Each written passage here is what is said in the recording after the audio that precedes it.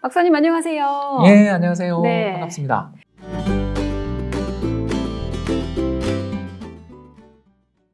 지금까지 이야기에서 박사님은 달러를 많이 가지고 계시고 또 많이 이게 분산을 하고 계신 것 같은데, 그렇다면 한국인들은 보통 어떻게 투자를 해야 되나요? 사실 뭐 한국인 입장에서 네. 투자의 선택지가 별로 없긴 해요. 왜 그러냐면 왜요? 네. 집값이 너무 비싸니까. 그래서 기승전 부동산인가요? 그래서 집값이 네. 너무나 비싸기 때문에 결국 전체 자산의 상당 부분을 네. 부동산에 투자를 할 수밖에 없는 게 우리의 현실이긴 한데, 부동산에 투자를 하고 계시는 분들한테 제가 드리고 싶은 조언이 오늘 하나 있는데, 뭐죠? 그게 바로 뭐냐면 지난 한 30년 동안 부동산 시장의 흐름을 쫙 살펴보면 네. 크게 봐서 3번 정도 큰 조정이 있었어요. 네.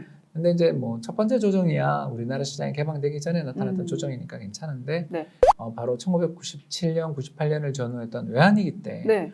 우리나라의 서울 아파트 부동산 가격이 15%나 빠진 적이 있었어요. 그러니까 평균이 15%니까 거래 잘 안 되는 그 급매물로 나온 부동산은 몇십 %씩 조정을 받았을 거라는 걸 네. 금방 알 수 있고요. 두 번째는 또 2008년부터 시작해서 2015년까지 또 그 이른바 하우스 푸어 사태 혹시 기억나세요? 예, 그러니까 너무, 그런 식으로 부동산 시장이라는 게 장기간 꾸준한 상승세를 보이는 가능성이 있는 자산인 건 분명하지만 10년에 한 번, 15년에 한 번 꼴로 아주 급격한 조정을 보이는 경우가 종종 출현하게 됩니다. 네. 그런데 그때 가장 수익률이 좋았던 자산이 혹시 뭐예요? 뭔지 아세요? 미국 주식입니다. 미국 주식이요? 예, 그러니까 뭐냐면 아까 1997년부터 98년 사이에 우리나라 부동산 시장이 15%씩 빠졌을 때, 그때가 네. 미국은 나스닥이 처음 생기면서 오. 예, 정보통신 버블이 생길 정도로 주식 가격이 폭등했고 달러도 또 강세를 보였고요. 또 2008년부터 시작해서 2015년까지 한국 주식시장은 박스피라고 불렸던 박스피? 예, 종합주가지수가 네. 한 1500에서 2000 사이를 그냥 한 10년을 왔다 갔다 하면서 꼼짝도 못하고 쭉 예, 이렇게만 그래서 이렇게. 박스권에 갇혀있는 주식시장이라고 박스피라고 불렀어요. 굉장히 안 좋은 표현인데 그런 어려움을 겪던 중에 미국 네. 주식시장은 2009년부터 언제까지 올랐냐면 2018년까지 만 11년 연속 상승했습니다. 뭐죠? 이게 무슨 그러니까 일이에요? 이런 사례에서 보는 것처럼 네. 우리나라 주식시장의 참가자들만 꼭 해외 투자를 하라는 게 아니라 네. 저는 해외 투자가 대부분의 투자자들한테, 대부분의 분들한테 네. 필수가 아닌가. 필수다. 예, 그 바로 이게 네. 이제 제가 오늘 드리고자 하는 가장 중요한 조언이 되겠는데요. 아무리 부동산 시장에 투자를 많이 해서 부동산이 전체 자산의 대부분입니다 하더라도 아주 소액이라도 달러로, 특히 미국 달러로 표시되어 있는 주식에 투자를 하게 되는 경우에 네. 보험에 가입한 것 같은 효과를 얻을 수 있다는 거죠. 즉 2008년에서 9년, 10년 이후라든가 또는 1997년, 98년 같이 부동산 가격이 끝없이 올라간다면 당연히 자산의 확장이 이루어지면서 굉장히 좋겠죠. 그러나 안타깝게도 자산 네. 가격이라는 건 끝없이 올라갈 수는 없다라는 그쵸. 건 뭐 주식에서도 우리가 배운 바가 맞아요. 같고요. 언젠가 공급 물량이 늘어나든가 시장 금리가 급등하든가 혹은 네.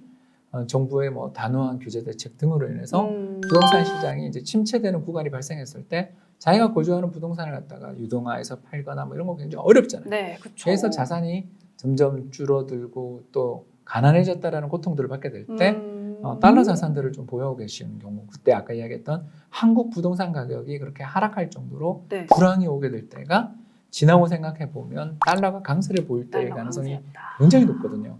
왜 그러냐면 우리 경제 여건이 나빠졌으니까 부동산이 침체됐을 텐데 그 우리나라 경제 여건들이 나빠지는 등 부동산 가격이 하락하는 리스크들이 부각될 때 네. 외국인은 한국 주식을 팔고 또는 한국 채권을 팔고 달러로 갈아타면서 해외로 자금이 유출될 때 아니겠어요?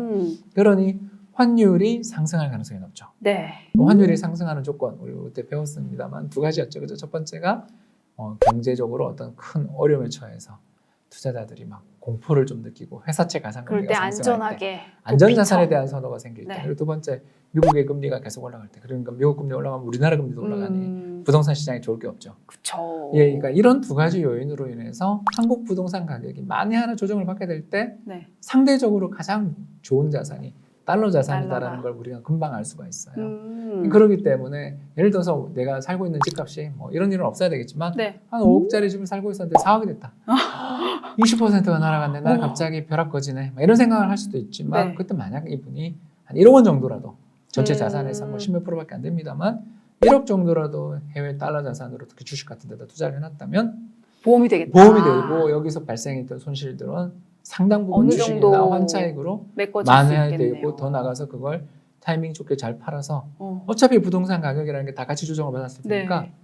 자기 집값만 빠진 게 아니라 네. 다 동네에 더 빠졌겠네요. 좋은 집, 더 음. 좋은 단지 집값도 빠졌을 거 아니에요. 오. 그렇다면 어차피 우리 집 빠지고 남 집도 빠졌다라면 네. 같이 빠졌다라면 그런 예전부터 계속 우리 애가 커가고 향후 미래 전망도 받고 저기 지하철역도 들어오는 좋은 단지가 그냥 같이 다 빠지고 있다면 제가 지금 살고 있는 집들을 팔고 그 집으로 갈아타면서 약간의 웃돈이 필요한 걸 오. 해외 투자해놨던 것으로 조달하면 되잖아요. 아, 너무 괜찮은 전략인데요. 예. 어. 그러니까 이런 거에서 보는 것처럼 네. 우리나라 사람들이 부동산에 너무 올인돼 있고 이거 문제다라는 걸 해결하는 방법은 어떻게 보면 좀 달러로 표시되어 있는 다른 나라 자산, 특히 주식 자산에 대해서 투자를 하게 되는 경우에 굉장히 큰 보험 효과를 갖게 되는 거죠. 굉장히 괜찮은 전략이네요.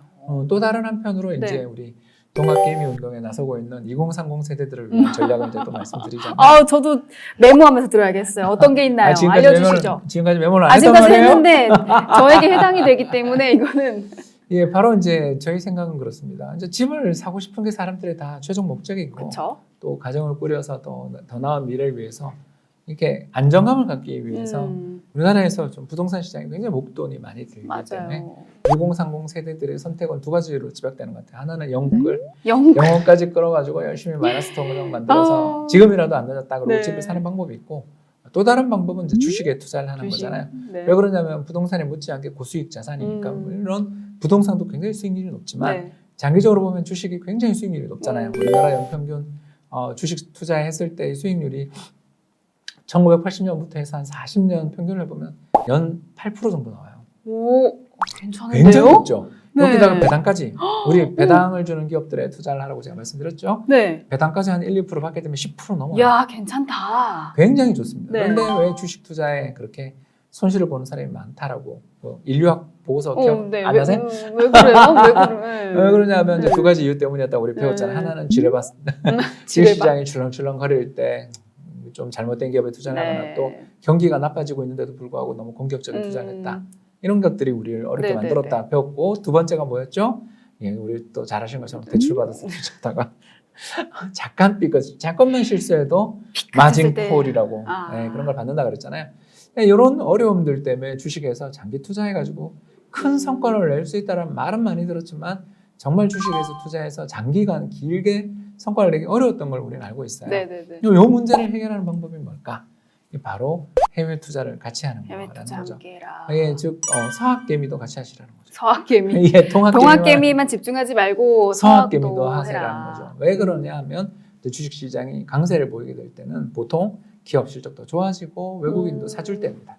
그런데 이제 만에 하나 네. 좀 안 좋은 일이 벌어질 수 있죠. 뭐 예를 들어서 2001년 9.11 테러, 또 2020년 코로나 쇼크, 어우, 아무도 또 몰랐죠. 2008년 리만 사태 이렇게 뭐 청천벽력 같은 쇼크가 네. 벌어지게 될 때는 환율이 급등하고 외국인이 한국을 빠져나간다. 기억나시죠? 그쵸. 이건 다 이제 기억하셔야 돼요. 네. 그러니까 이런 자산들이 우리나라 원화 자산들은 이런 외부 충격의 시기에 굉장히 약하고 이때 레버리지까지 했다면 빚을 냈다면 큰일이에요. 큰일 납니다. 그런 것들의 리스크들을 피하기 위해서 주식을 한국 주식에만 올인하지 마시고 달러 자산, 특히 그 미국 달러로 돼 있는 네. 주식이라든가 또는 배당을 잘 주는 그런 회사들에 투자를 하는 게 상당히 좋은 전략이 되는 거죠. 네. 왜 그러냐 하면 우리나라 경제가 나빠져서 우리나라 주식시장이 폭락하게 될 때 환율이 급등하면서 거기서 환차익을 얻고 뭐 더 나가서 거기 투자해놨던 기업들이 뭐 배당을 잘 주는 우리나라는 배당을 잘 주는 기업들이 그렇게 많지 않지만 네. 미국 같은 경우에는 고금리의 채권들도 많고 특히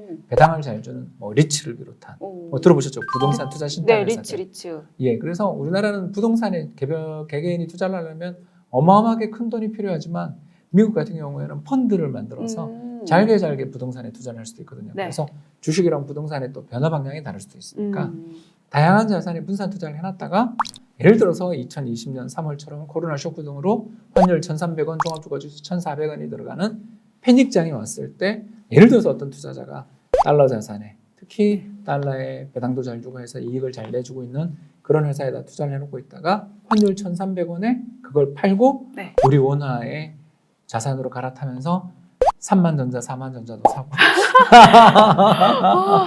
듣기만 해도 행복하네요. 예, 결국 네. 그 이야기를 요약하자면 두 가지인 거죠. 우리나라 부동산을 갖고 계시는 분들 입장에서는 좀 미국의 주식처럼 부동산과 주식이 좀 반대로 움직이는 성향이 있으니까 한국 부동산 시장 좀 어려울 때 강세를 보이는 자산은 역시 미국의 달러 주식 가보라라는 거. 그리고 또 한국에서 동학개미, 한국 주식을 갖고 계시는 분들은 너무 한국 주식이라는 범위 내에서만 너무 투자하지 마시고 넓은 세계에 좋은 회사를 산다라는 측면, 특히 한국에서는 안정적인 배당주 찾기가 굉장히 어려운데 선진국으로 가면 안정적인 배당주, 특히 채권 같은 그런 수익을 보장해주는 그런 상품들도 많기 때문에 네. 불황이 오더라도 주가 그렇게 급락하지 않는 그런 상품들이 많다는 점에서 좋은 자산 배분의 짝이 되지 않을까 생각해 봅니다.